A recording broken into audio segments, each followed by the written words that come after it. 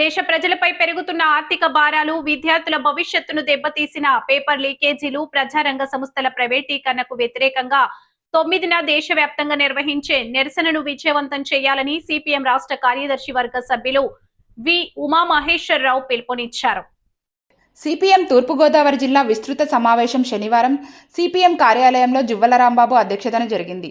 ముఖ్య అతిథిగా పాల్గొన్న ఉమామహేశ్వరరావు మాట్లాడుతూ కేంద్రంలోని బీజేపీ ప్రభుత్వం 10 ఏళ్ల పాలనలో దేశ ఆర్థిక వ్యవస్థను తీవ్ర సంక్షోభంలోకి నెట్టివేసిందన్నారు.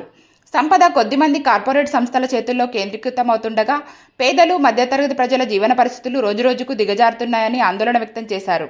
సిపిఎం జిల్లా కార్యదర్శి టి అరుణ్ మాట్లాడుతూ ధరల పెరుగుదల, నిరుద్యోగం, పేపర్ లీకేజీలు, కార్మిక వ్యతిరేక విధానాలు, ప్రజారంగ సంస్థల ప్రైవేటీకరణకు వ్యతిరేకంగా జూన్ 9న నిర్వహించే నిరసన కార్యక్రమాల్లో ప్రజలు, యువత, విద్యార్థులు, కార్మికులు, రైతులు విజయవంతం చేయాలని కోరారు. సిపిఎం జిల్లా కార్యదర్శి వర్గ సభ్యులు బి పవన్, పి తులసి, జిల్లా కమిటీ సభ్యులు సుందరబాబు, పూర్ణిమరాజ్, ఎస్ఎస్ మూర్తి, సుబ్రహ్మణ్యం తదితరులు పాల్గొన్నారు.